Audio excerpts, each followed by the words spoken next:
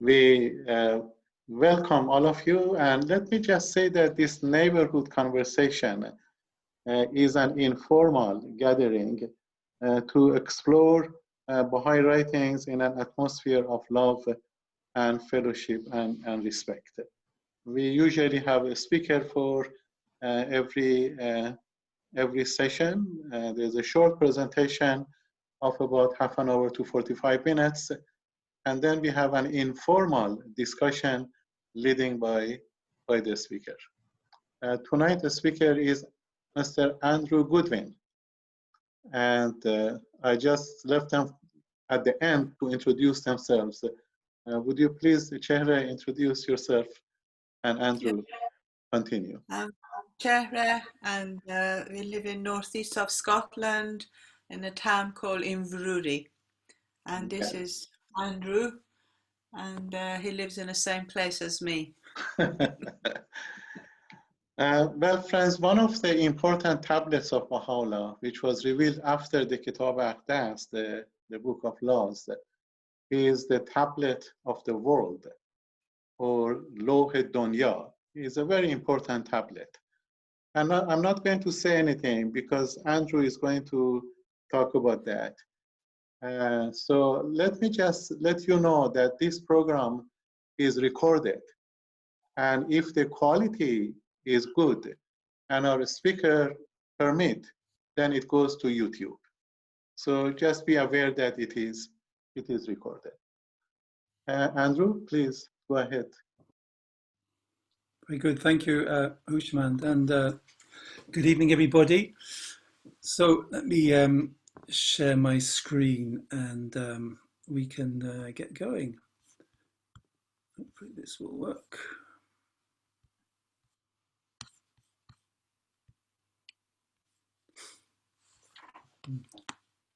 Can you see that okay? Picture of the world? Yes, is an excellent picture. Very good. So, as Houshmand said, this is a little bit about this very powerful tablet called the Lawh-e-Dunya. It was revealed in the Persian language. About 40% of Baha'u'llah's revelation was in Persian, the rest was in Arabic. And in English, this means tablet of the world. And it was revealed to an individual at a particular after a particular event. And so I thought, when I was Houshmand asked me to talk about this tablet, I thought it might be interesting just to sort of share a bit about the background to this, because we all read these tablets, and I certainly have, and I haven't always really understood or known the background to why they were revealed and to whom. So I found it very interesting to do a bit of reading about that, and so I'm going to share that with you, as well as a bit of an overview. The tablet is about 5 pages, so there's rather more than we can cover this evening, but I'll give you a bit of an overview to give you an idea of the content. So let's see if I can get this to work or not. Okay, so let's start off with the tablet was revealed by Baha'u'llah, and he revealed it when he was living in Haifa, which is in Israel, as it is at the moment. And not everyone might know how he came to be in Israel in 1891 when he revealed this tablet. So this map really shows you how he got there. After being imprisoned for 4 months in a really terrible dungeon in Tehran, Baha'u'llah was exiled. That was one of the conditions of his release in August of 1852. And he and his family then were exiled to Iraq, to the city of Baghdad. And they spent some time there, and then they were once again exiled, this time up to the northwest of the Ottoman Empire, to the city of Constantinople, which is now called Istanbul. And after a short time there, he was exiled to a city of Adrianople, which is now called Edirne. After a little bit of time there, he was exiled once again because the popularity and the fame of him and his message was still spreading. So the people who opposed this really thought if they sent him to this really awful prison city of Akka, which was then in Palestine, they thought that might sort of be the end of it. So he and his family were sent by sea. They stopped briefly in Alexandria, port side, as you can see there, and eventually arrived in Akka, and that's where Baha'u'llah entered the prison there. So that was in 1868, and just to take you through the rest of his life, he was imprisoned until he was able to emerge, and spent some time in the city to the north of Akka, in a small location called Mazareh, and then he was able to travel a little bit, and his son Abdul Baha rented a mansion in a place called Bahji, which is between Akka and Mazareh, and during this time Baha'u'llah was able to visit Haifa a couple of times, and this is where Baha'u'llah eventually passed away, in the mansion of Bahji in 1892. So to give you an idea of where these are located, there you can see in this map of what is now Israel, the city of Haifa, with Mount Carmel, and the Shrine of the Bab is there, where many will have seen or visited this place.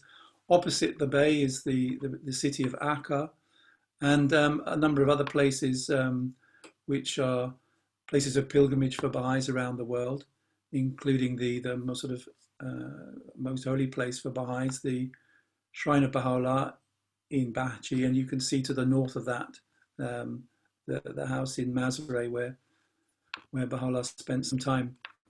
If some of you, I know a lot of you attended one of these talks a few weeks ago, a really fascinating talk, which talked about some farmland to the east that Abdul Baha purchased. So, thought I would just show you where that was. It's just to the southeast of the Sea of Galilee, in a place called Al-Adasiyah, and that was the location. So you can see the relative locations of that place to the east with regards to Haifa and Akka. But the city of Haifa at the time, when this tablet was revealed, was very different from how it looked today. It was far less populated than it is, but as you can see from this very early drawing, there are some features which are still quite noticeable. You can see this street, which is now Ben Gurion Avenue, which runs from the base of Mount Carmel, which is sort of behind us in this picture, and out to the sea, where you can see all the ships. The ships obviously would have been very different from those that we see in the port these days. But lining that very straight road from the base of Mount Carmel to the port is the buildings of a German Templar colony that were built in the early part of that century. And so this is where this is the location of where this tablet was revealed.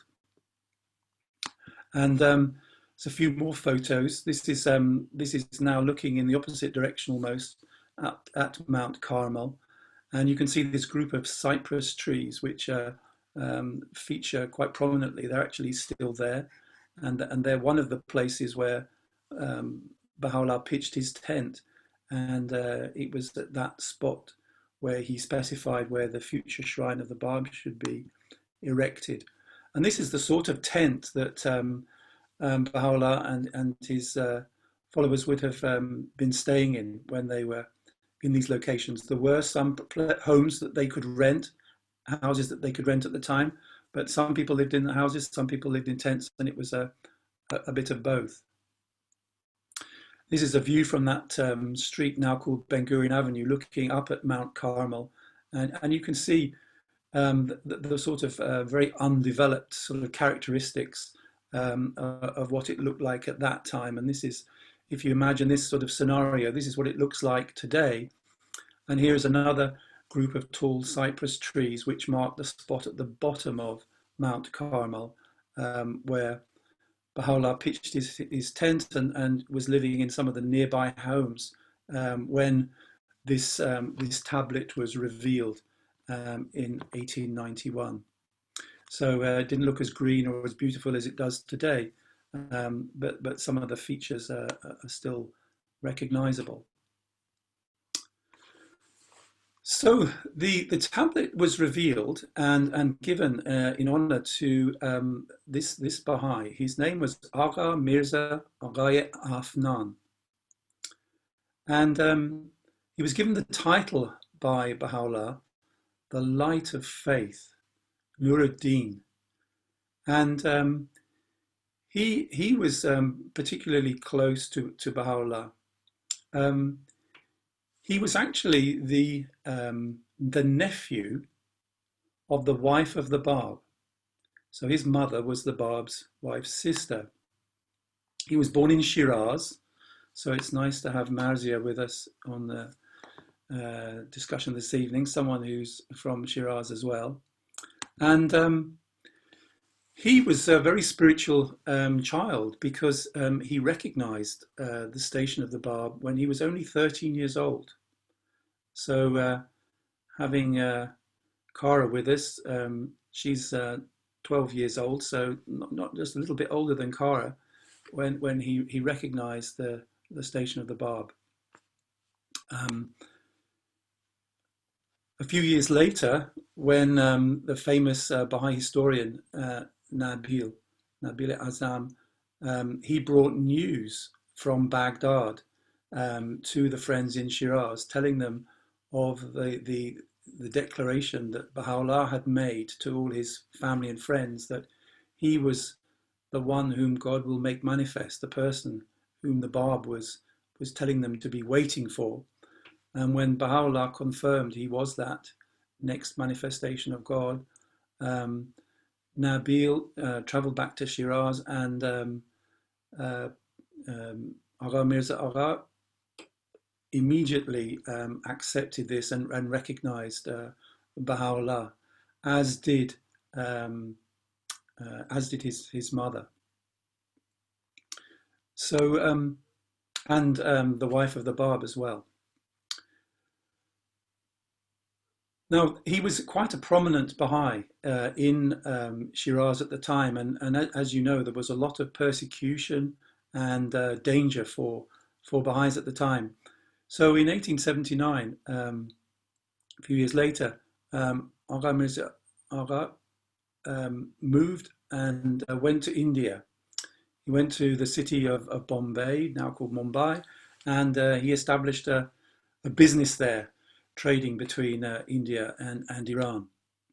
And he was reasonably successful, and he was able to travel from there up to Egypt and Beirut. And he traveled backwards and forwards as part of his trading business. And whilst he was there in 1888, he was able to attain the presence of Baha'u'llah for the first time. And there's a story when he first visited Baha'u'llah, he was extremely honored. The weather was fairly cold, and Baha'u'llah requested that he be given a fur coat to put over his shoulders, which was the custom at that time for distinguished visitors to be made comfortable like that. He also established another part of his business at the direction of Baha'u'llah in Port Said in Egypt. And he used to go backwards and forwards and visit Baha'u'llah every year, once a year after that. The following year, in 1889, Agha Mirza Agha's mother, Zahra Begum, who was the sister of the Bab's wife, she passed away in October 1889. And after that event, Baha'u'llah actually requested all of Agha Mirza Agha's family to come to the Holy Land to visit him. Now, this was a very different situation from today. You know, today, if we go on pilgrimage or visit the Holy Land, it's a pretty easy, comfortable trip. We just get a taxi to the airport, jump on a couple of planes, and within a few hours, there we are. And it's all very straightforward and simple. Their journey was a bit more involved, and I'll show you a little bit about that in a moment. But it took more or less 9 months from the request being made and them starting their journey to arriving in Haifa. But they did arrive there in 1891, and they ended up staying for a period of 9 months, and I'll tell you why that happened later on. The family arrived first, and Agha Mirza Agha arrived just over a couple of weeks later. So just to sort of show you, just put you back in the picture again. As you know, Agha Mirza Agha, he was from Shiraz, which is in that sort of south western part of Iran. He travelled to Bombay to set up his business, and then he came back to Shiraz when he was requested by Baha'u'llah to come with his family. So they had to travel to the port of Bushir on the coast, and then they got one of these dhows, these Arab dhows, and they had to travel all the way by sea, all the way around the past Oman and Yemen and up the Red Sea, up through the Suez Canal to Port Said. As they were traveling around the bottom of the Red Sea, around Aden there was a bit of a disaster. That the boat suffered, first of all, a hole in it, which obviously they had to repair quite urgently. And they also suffered a fire with the engine of the boat as well. So it was a pretty traumatic journey, all in all. And they must have been they were fairly exposed. It's not like lovely, comfortable cruise ships of today.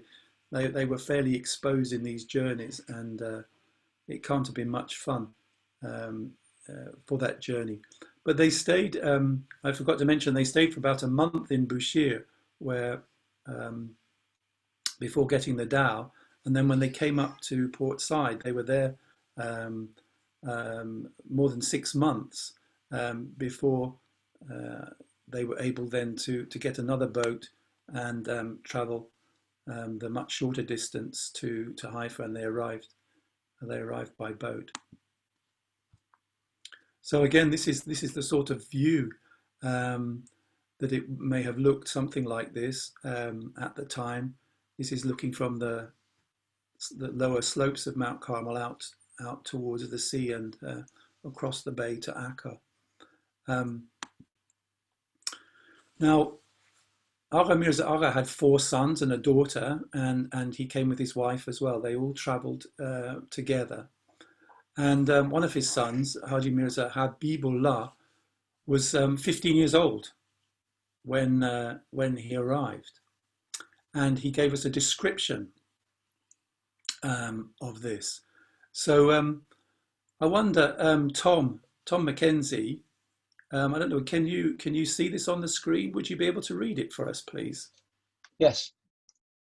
When the Thanks, ship Tom. reached Haifa, the very thought of prostrating ourselves at his threshold, entertaining his presence, which the prophets and his chosen ones had wished to attain, invoked such eagerness and excitement in our hearts that with tears streaming down our cheeks, we were transported into a different world.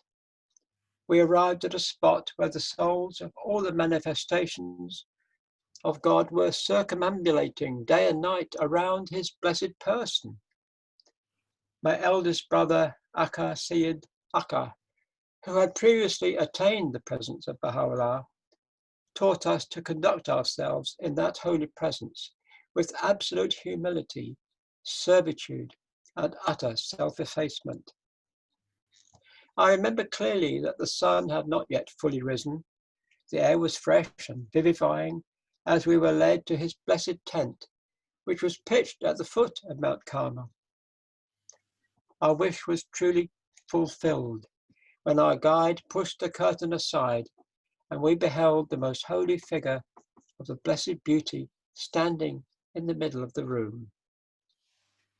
On our right sat Mirza Akajad in front of a samovar.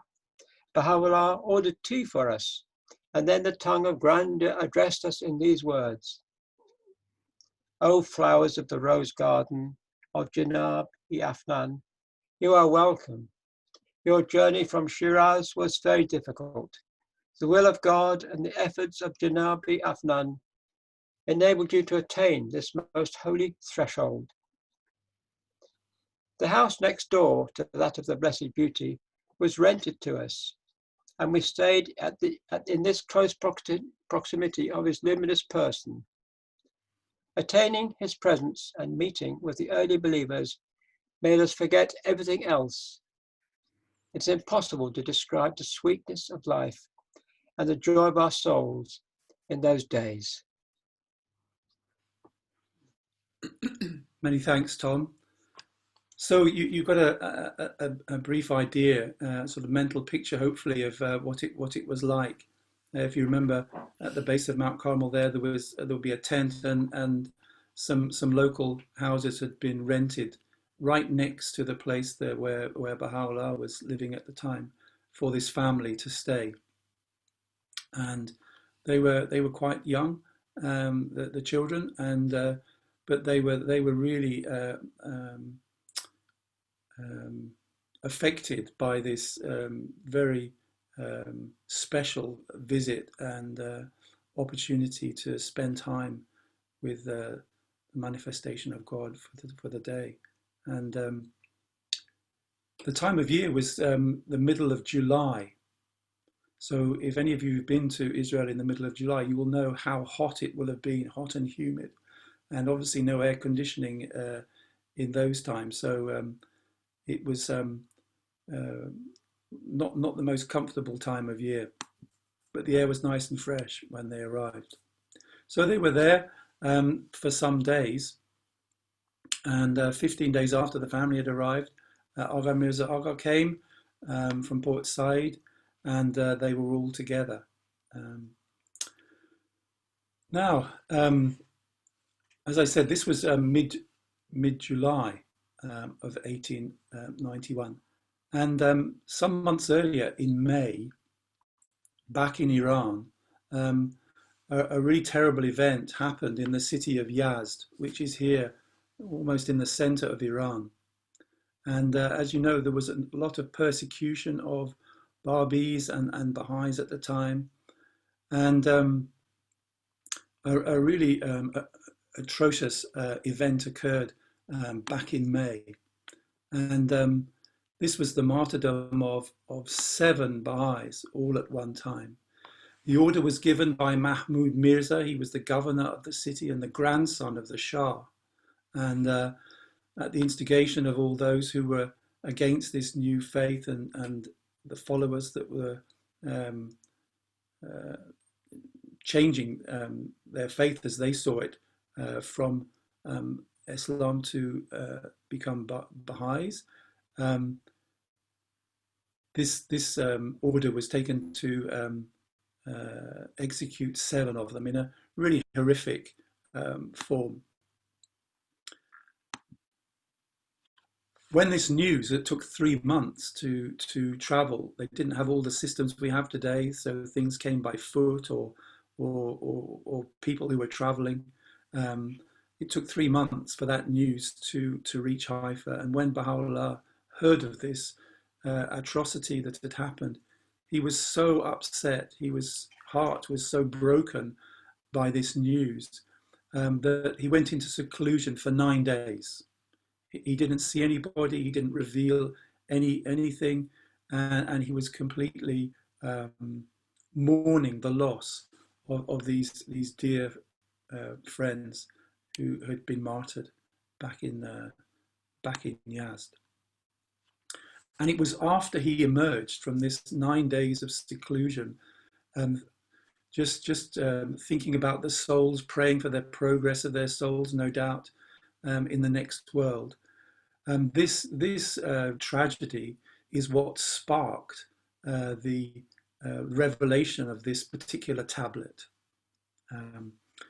The tablet, as I said, it's about 5 pages, so it's not particularly long. It probably would have been revealed quite rapidly, and it wasn't addressed to the people of the world, although it's called the Tablet of the World. It was revealed in honor of this guest that Baha'u'llah had invited to the Holy Land, Mirza Agha Mirza. Now, in this photograph, he's not holding the actual tablet. The document he's holding is actually a document that confirms him as the custodian of the House of the Bab in Shiraz, which was a duty that he performed after he returned to Iran and Shiraz after this visit. So he was the recipient. This is who the tablet was written for, although it has all sorts of messages for the whole world. As I said, he's had a special place in the heart of Baha'u'llah. He was the nephew of the wife of the Bab, and in fact he was responsible for the Bab's uncle, if you remember, who wanted to ask questions of Baha'u'llah about his mission. And Baha'u'llah revealed another very famous book, the Book of Certitude, the Kitab-i-Iran. And it was really apparently Agha Mirza Agha who inspired the Bab's uncle to ask these questions. The tablet was revealed in Haifa when his family were visiting in 1891, as I mentioned, and it was sparked by this news of this atrocity and martyrdom in Yazd back in May. So, what would it have looked like? This is a photocopy of some of the writings of Baha'u'llah's secretary, Mirza Agha Jan, that Tom mentioned a little bit earlier. This particular document actually is in London. It was given to the British Library in London when Abdul Baha visited there in 1911, and it was actually on display there last year. And this is how these tablets were revealed. Baha'u'llah would dictate them, his secretary would write them down as they were being dictated, and then several other friends would copy them and make nice copies. And the particular copy that Agha Mirza Agha was given was in the handwriting of Zain al-Muqarrabin. This is a copy of his handwriting, and you can see how neat it is. It's a really beautiful handwritten copy. This is not the tablet itself. This is a page from a book called A Traveller's Narrative, written by Abdul Baha. But it's in the handwriting of Janabi Zain al-Muqarrabin, just to give you an idea of what this tablet would have looked like when Agha Mirza Agha received it. It was actually given to his son by Baha'u'llah when it was complete. So let me give you a bit of an overview of the content of this tablet. As I said, it's a bit too long to go through all of it, but I'll give you an idea, hopefully. These are the opening words, and I wondered if I could get some help from somebody else, a different voice. Keith Monroe, would you be willing to read some of the text I put up, please? Yes, indeed. Thank you. Would you like to read this in the next passage that will appear in a sec? In my name.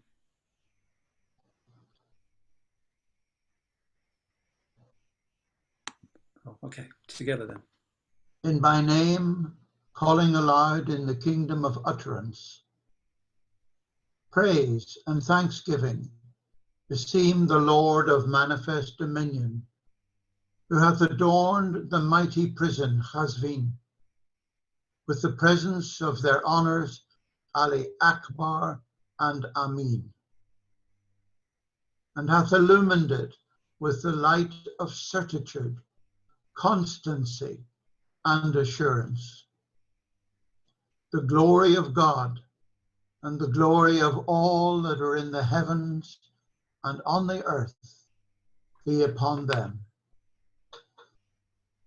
Thanks, Keith.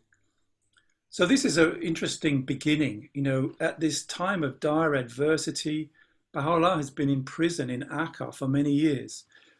Baha'is are being martyred all over the place in Iran. It's a really hard time. And these two names, Ali Akbar and Amin, one is more commonly known as Haji Akhund the first and Haji Amin. They were two hands of the cause. Although Haji Amin was appointed posthumously as hand of the cause by Shoghi Effendi. At the time, he was serving as the trustee for Baha'u'llah. But these were well-known Baha'is, and they were, together with some other friends, at the orders of the governor of Tehran, captured and put in prison as well. And in fact, there's a photograph here of them. They weren't young men, and they had these horrendous chains around their necks. It's Haji Akhund is on the left, and Haji Amin is on the right. Haji Akhund was imprisoned for 6 months before he was released, but Haji Amin was imprisoned for a further year and wasn't released until after the passing of Baha'u'llah. However, even with these experiences, he went on to teach the faith continuously for the rest of his life, focusing on such big subjects as the covenant to really help the Baha'is understand these new teachings of Baha'u'llah. And he lived to the ripe old age of 92, so very strong man. But this is how the tablet begins, with the word praise. Even in the situation of all this hardship and difficulty, here's Baha'u'llah beginning the tablet with the word praise and thanksgiving, and even mentioning the hardship of these two wonderful, steadfast hands of the cause of God. This opening paragraph is then followed by a prayer revealed especially for the hands of the cause of God. Now, the environment in Persia was quite tough. So, Keith, would you do me a favour, please, and read this next passage as well, please? The great announcement proclaimeth, O people of Persia, in former times you have been the symbols of mercy and the embodiments of affection and kindliness. The regions of the world were illumined and embellished by the brightness of the light of your knowledge and by the blaze of your erudition. How is it that you have arisen to destroy yourselves and your friends with your own hands? So this question is something that repeats itself several times during the tablet. Baha'u'llah really laments the environment and the situation in Iran in all sorts of different ways, the behaviors of people, and the general situation of sort of degradation that Persia found itself in at that time. And it was against that backdrop that Baha'u'llah reveals so many of his laws and commandments and praise, in fact, of various individuals as well. So some of the impact of this new revelation is really sort of summarized very clearly here in this tablet. Let's see. Let's have a different voice. Marion up in Orkney. Marion, would you be so kind as to read this passage for us, please? Of course. Breathed a new life into every human frame and instilled into every word a fresh potency. All created things proclaim the evidences of this worldwide regeneration. Thank you, Marion. So this is a sort of summary of this is what this new revelation is to breathe a new life into every person of the world, not just some people, not just the followers of Islam, out of which the Baha'i religion emerged, but this is for the whole world, and regeneration worldwide. It's very specific. It's not something that you have to sort of interpret from the writings. This is really clear. This is a message for the whole world. And the impact of these followers of Baha'u'llah and the Bab who were gathering together and sharing their faith, because they didn't have all of the amazing books we have today. They had lots of handwritten copies of these tablets and pieces of revelation that they would share with each other. But the effect of them gathering together was very powerful. And this image here, I've tried to sort of capture a flavour of the next passage. So Marion, would you be so kind as to read this one as well, please? Yes. A touch of moisture suffices to dissolve the hardened clay out of which this perverse generation is moulded. The mere act of your gathering together is enough to scatter the forces of these vain and worthless people.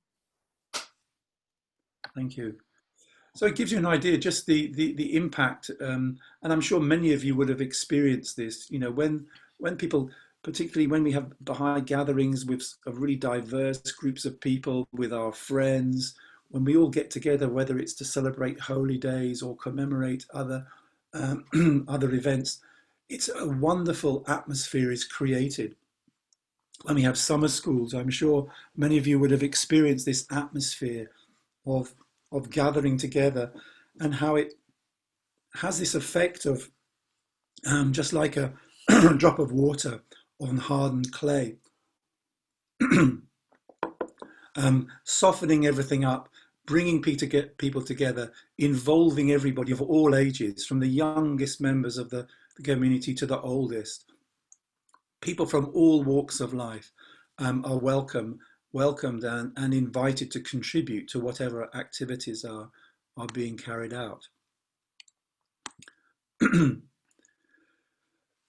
And Baha'u'llah goes on. He contrasts so many different things in this tablet, and he certainly deplores strife and conflict.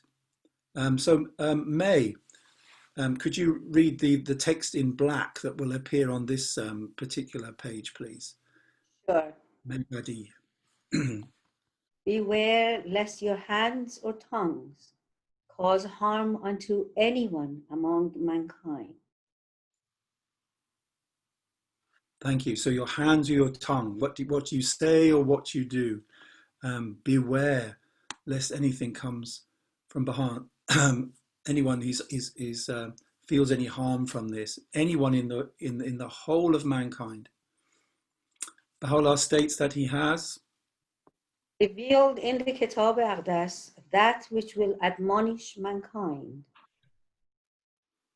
So the Kitab Aqdas is the most holy book. It's the book of laws that Baha'u'llah revealed when he was actually in the prison city of Akka in about 1875, some years earlier. And it was after sort of mentioning that this part towards the end of the first page of this tablet, Baha'u'llah refers to this atrocity and the martyrdoms in Yazd. He says, The tyrant of the land of Yah or Yazd committed that which hath caused the concourse on high to shed tears of blood. So I think that gives us a little glimpse of the anguish and the depth of anguish that is really being felt when the news of this martyrdom was heard. You can imagine, you know, the level of grief that is being expressed when Baha'u'llah says these people in the next world, even though they're in a spiritual realm, their grief is so much that they were feeling the equivalent of shedding tears of blood. They were so unhappy. But Baha'u'llah goes on to then really make very clear the standard of personal behavior that he is seeking for his followers. It's not about seeking vengeance for these acts or any type of violence at all. In fact, it's quite the opposite.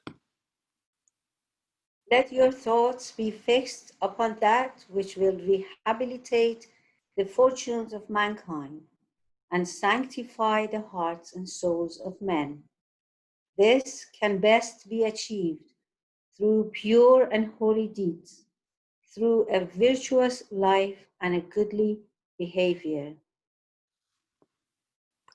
Thank you. So you can see, you know, this is just reinforcing that even though these horrendous events are occurring, Baha'u'llah is continuously reminding all the followers that this is a regeneration of the world towards peace, of all the peoples of the world, bringing everybody together in an atmosphere of virtuous life, developing all the virtues of honesty, trustworthiness, friendship, and goodly behavior, things like this. So, interestingly, we have in this tablet as well a definition of the evil one. This is a phrase that crops up in a number of places in the holy writings. In Christianity, obviously, the concept of the devil is very prevalent, and in this tablet, rather than sort of seeing this sort of evil one as some monster, Baha'u'llah defines who it is. So let's see, who can we have?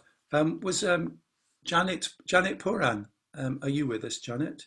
Would you like to read this next piece, please? Right. The evil one is he that hindereth the rise and obstructeth the spiritual progress of the children of men. So it's interesting. So it's a very clear description here. The evil one is he that hindereth the rise and obstructeth the spiritual progress of the children of men. So anybody who is a barrier, who is a block, who is stopping the spiritual development of people, this is what is considered evil in this dispensation. Because the goal of us all in this world is to develop our spiritual qualities so that when we go to the next stage of existence, we have all our spiritual capacities to function as a healthy soul in the next world. And if that spiritual development is hindered, that's a big problem. That's what is considered evil in this day. It's people who don't understand this, and they hold this spiritual development back. And to reinforce the purpose again, Baha'u'llah is really clear that we're thinking about a relationship with everybody in the world from whatever background. And he goes on to say, and Janet, would you like to continue, please? Yeah. Consort with the followers of all religions in a spirit of friendliness and fellowship. And it's a nice, simple thing. It sounds great, but it's something that, you know, I think everybody, you know, it takes a bit of effort to do this, because when you consort with followers of other religions, there's a lot of differences. There's a lot of different ways of doing things. People maybe pray in a slightly different way, or they sing in a different way, or they have different types of celebrations, and it takes a little bit of getting used to. But this is a really clear encouragement that we shouldn't hold back. We should be mixing and being friendly and having fellowship with absolutely everybody. And he goes on to say, and again, please, Janet. It is not his to boast who loveth his country, but it is his who loveth the world. So really reinforcing this total global view, and I'm sure you'll all know, passages like the other quotations from Baha'u'llah, that the earth is but one country and mankind is its citizens. So really reinforcing this global unity and putting that at a higher level of priority than loving your individual country where you may be either living or where you maybe had some where you were born, or you have some sort of heritage from different places. But the main thing is to love the world. And interestingly, one particular virtue that is mentioned in this tablet is Baha'u'llah's request for us all also to be courteous, to be polite. And he says, Janet, please. Observe courtesy, for above all else, it is the prince of virtues. Thank you. The prince of virtues. So this is such an important virtue to learn and to practice. And it's something I'm sure we have Cara and Lana with us, who are very courteous young ladies. And it makes such a difference. I'm sure all of you will have experienced when you have a young person who's learnt these qualities of courtesy. And but when you hear children saying just thank you or please or just doing things in such a courteous way, it's absolutely wonderful, and it creates such a lovely environment. So now Baha'u'llah goes on and he talks about his most holy book, this Kitab-i Aqdas. The top is a Persian version, although the book was written and revealed in Arabic. This is a version which has notes in Farsi, and the one below is the English version. And Baha'u'llah says, we have revealed in the Crimson Book, that refers to the crimson is not the colour of it, but the fact that it's the most important. We've revealed in the Crimson Book that which is conducive to the advancement of mankind and to the reconstruction of the world. So advancing mankind and reconstructing it, building it as a new world order. It's not fixing what's broken, it's rebuilding, it's starting a new construction and new systems. And Baha'u'llah goes on to describe 5 different important facts that if we follow will really transform the world. So Rolf Schmidt up in near Inverness, would you be willing to read this for me, please? Yes, certainly. The utterances set forth therein by the pen of the Lord of creation include the following, which constitute the fundamental principles for the administration of the affairs of man. Want me to continue? Please.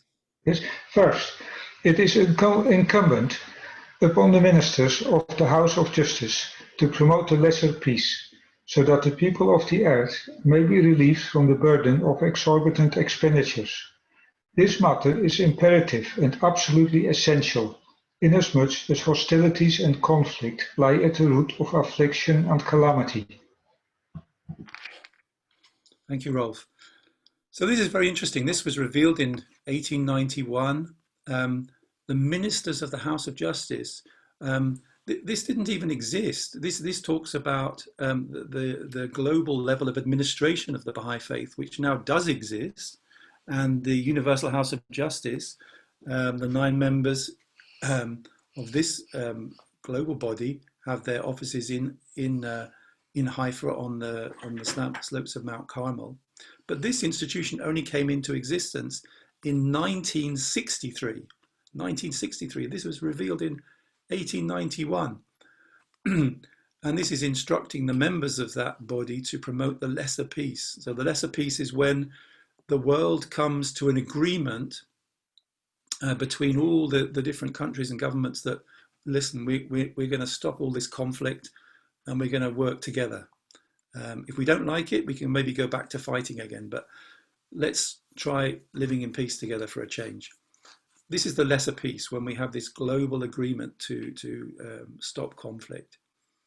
Because we have this huge burden of expenditure on the cost of armaments, and there are many documents sort of available on the internet that tell how much money is being wasted on armament and confliction, and it's trillions of dollars a year that gets spent on this. And then whenever any of this stuff is used, it costs even more money to fix all of the destruction that's caused.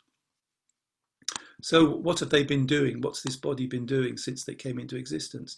Well, in 1985, they published an open letter to the whole world, the people of the world. That's everybody, all of us. It is called the Promise of World Peace, and it describes the barriers to world peace. It describes to how these can be overcome. It describes how the Baha'i world it will be constantly in support of this activity and offer the faith as a model for study. In 1996, a global system of training institutes were established, which have a number of programs which are in operation now. They've been in operation for 20 years, and people from the jungles of Papua New Guinea to the cities of New York and London and Paris are studying together. Many of you may have participated in these, to develop capacities to tackle the root causes of many global problems, rather than the symptoms, the root causes. So these involve devotional gatherings to uplift people's souls, to sort of tackle issues that are affecting so many people, like mental illness or mental health, promoting mental health, to really help people feel inspired to do positive things. Children's classes everywhere, to help children learn and develop spiritual values of honesty, trustworthiness, friendship, generosity, courage, all these things that, if we had, would prevent things like financial crises and all sorts of other difficulties we see every day. Study circles to help groups of people learn about life and how to be of service in their community, and activities for junior youth, children of sort of 11 to 15 or so, to help them develop their capacities to be of service in their communities. So these are things that are underway now. Second of these 5 points, languages must be reduced to one common language to be taught in all the schools of the world. Well, that's still to happen, but an example has already occurred. Indonesia actually did this way back in 1945. They had over 700, or they still have 700 local languages or more. But they, in 1945, developed one common language to be taught in all their schools, called Bahasa. And now you can travel from one end of Indonesia to the other, and all Indonesians, apart from speaking local languages, will all have learnt Bahasa, and they can all travel around the country and communicate easily with everybody. And it's quite an easy language. And when I visited there one year, I visited the Baha'i community, and even all the people who were expatriates who were living there from America or Europe or other places, they'd all learnt it as well. And the whole 19-day feast that I attended was all held in this local Bahasa language, and it was really working. Interestingly, the national motto of Indonesia is unity in diversity, which is quite nice for Baha'is, because it's something we talk about a lot as well. And I always loved that when I travelled to Indonesia for my work, to just to mention that that idea that we have in common, but just proves it can be done. The third of the 5 Baha'u'llah said, "It behoveth man to adhere tenaciously to that which will promote the fellowship, kindliness, and unity." And here's a photo of a bunch of Baha'is who are together, and wherever you go, you can see, we have wonderful diversity in the world, and it's so nice when you attend gatherings and you just have the benefits of all that, all those differences of whether it's different ways of thinking, different experiences, different types of food, different ideas and contributions towards tackling issues of the community that need to be dealt with. Oops, gone the wrong way. Press the right way, and here we go. So number 4, the fourth of the 5. This is one that really reinforces the education of children. Everyone, whether man or woman, should hand over to a trusted person a portion of what he or she hath earned through trade, agriculture, or other occupation for the training and education of children, to be spent for this purpose with the knowledge of the trustees of the House of Justice. So some communal prioritization for education of all children. This isn't just Baha'i children, this is all children. And it's education which is both spiritual and material. So in addition to learning about science and geography, they'll be learning all the spiritual parts of life as well, how to be friendly, courteous, honest, etc. too. And we Baha'i communities have these already developing in every country of the world. Now the 5th one is very interesting because it's labelled 5th, but then Baha'u'llah goes on to say this is actually perhaps the most important. So Baha'u'llah says, 5th, special regard must be paid to agriculture. Although it hath been mentioned in the 5th place, unquestionably it precedeth the others. Agriculture is highly developed in foreign lands. And however, in Persia, it hath so far been grievously neglected. It is hoped that His Majesty the Shah, may God assist him by his grace, will turn his attention to this vital and important matter. So agriculture is something which everybody is dependent on food. And Thomas, who's joined us today from York, is clearly very aware of this. So Baha'u'llah really including these in the top 5 things we need to focus on. And obviously agriculture which is sustainable and something that will provide the right sort of levels of nutrition and things built in a way which will hopefully help us reduce our dependency on meat and animals for food, so we have perhaps a more plant-based future. But we'll see. Baha'u'llah hasn't been specific, but he says this needs to be a really high priority of focus. These are the sorts of results, and the presentation we heard a few weeks ago showed how that had sort of been kicked off to some extent in the life of Baha'u'llah, Abdul Baha in Haifa, and for which he received his knighthood. So, following on, Baha'u'llah really raises the bar for all of us in terms of our attitude towards forgiving those who harm us. And it's extraordinary, this example that Baha'u'llah gives us in this tablet. He says, the event which hath truly cheered the eye of the world and is none other than the intercession of the friends with the high authorities in favour of their enemies. So this is truly cheered people. This is when people who've been attacked or had something done against them, interceding with people like this sort of judge I've shown here in this little image, in favour of their enemies. So this is going beyond love thine enemy. It's even sort of speaking on behalf of them in their favour, in the process of justice. And it really seems a hard thing to do.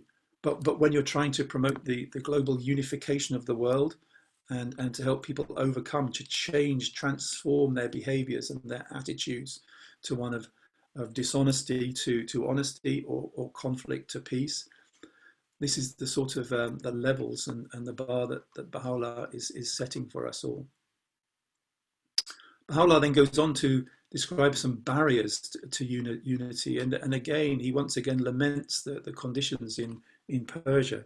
He says most of the people of Persia continue to be deprived of the benefits of profitable counsels and remain sorely lacking in useful sciences and arts.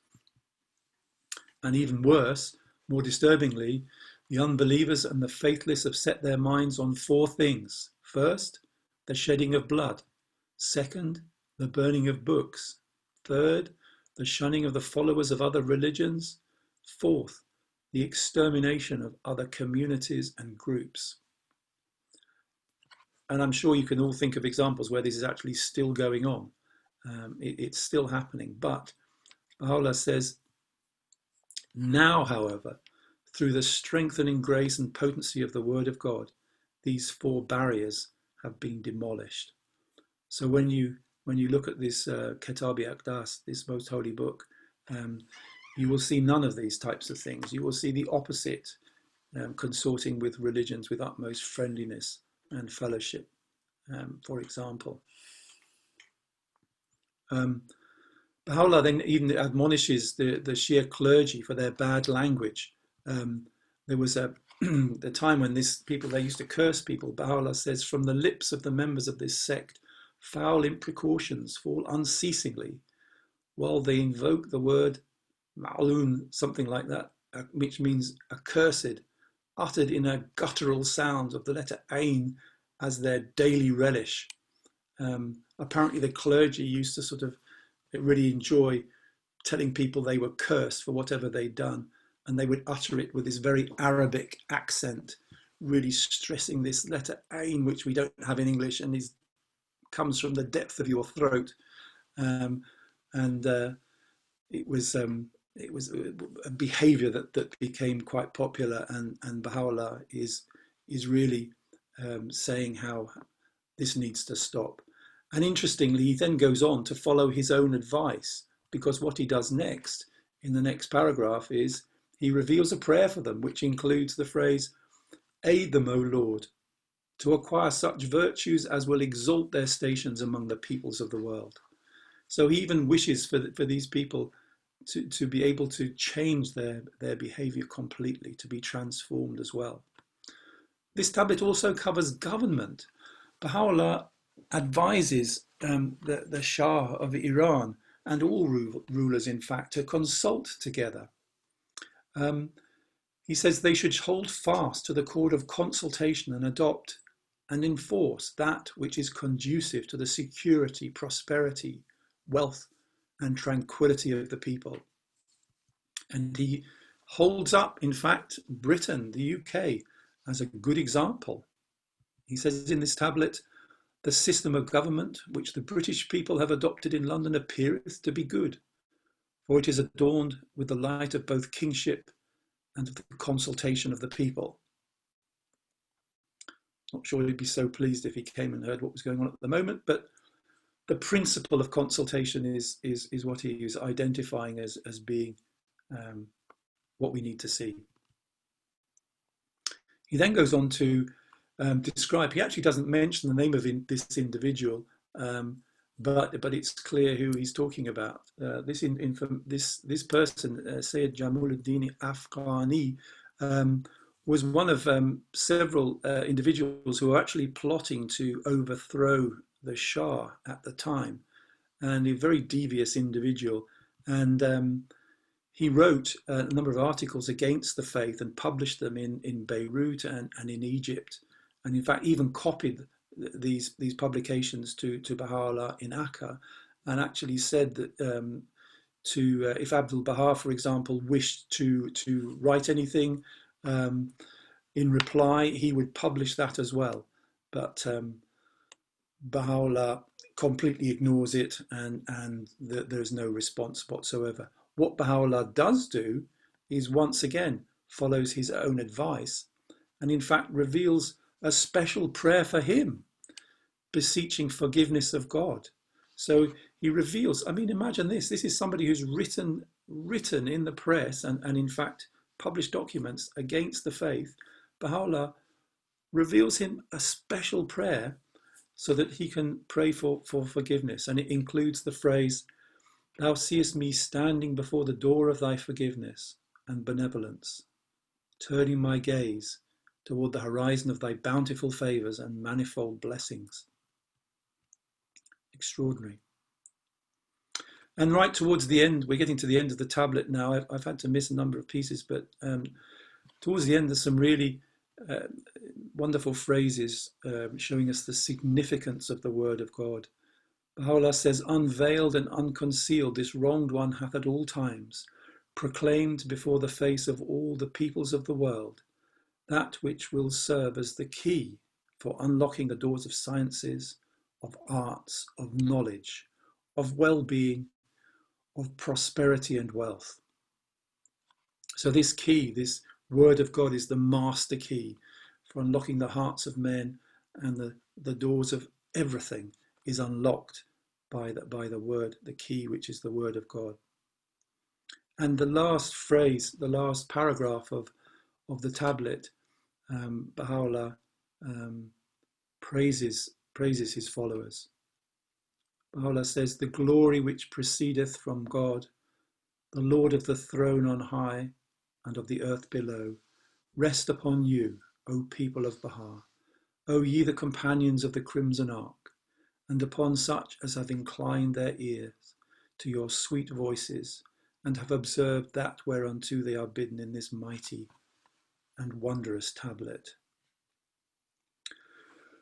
So this is the tablet that this is part of the tablet, a bit of the tablet that I've been able to show that was revealed in this location in the summer of 1891, at the foot of Mount Carmel, sparked by the atrocity of the martyrdom of the 7 martyrs of Yazd, and has ramifications for people all over the world, even though it was revealed in honor of Agha Mirza Agha and when he was visiting.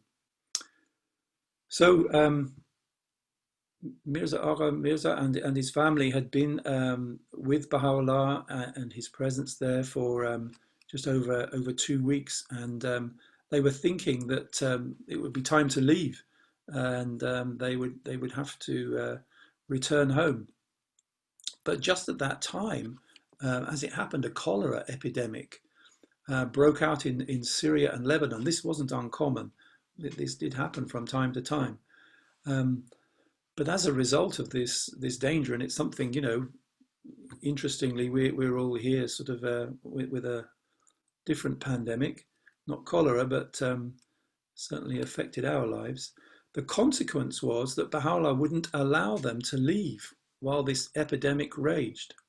And so Baha'u'llah arranged for himself and the family to move from Haifa up to this the mansion that Abdul Baha had acquired for their use in Bahji, to the north of Akka. And there were part of the rooms there were given to Mirza Agha Mirza and his friends and his family, and they actually remained there till April the following year. So they were there in total for about 9 months, and during that time the children had classes. They learned calligraphy, for example, from the famous Baha'i calligrapher Mishkin Ghalam, and you may have seen some of his amazing calligraphy that are decorated in places like the mansion of Bahji now, even in the shrine of Baha'u'llah and other places. So the children still had their classes, a bit like today, being educated at home rather than being able to go to school while this epidemic raged on.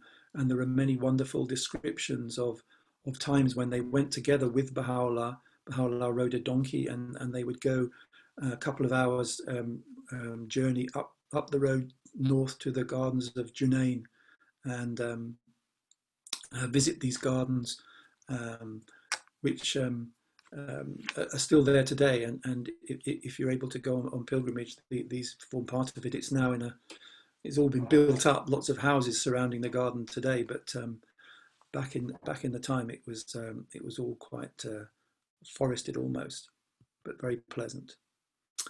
And the time came, though, after they did have to leave the Holy Land to return to Shiraz.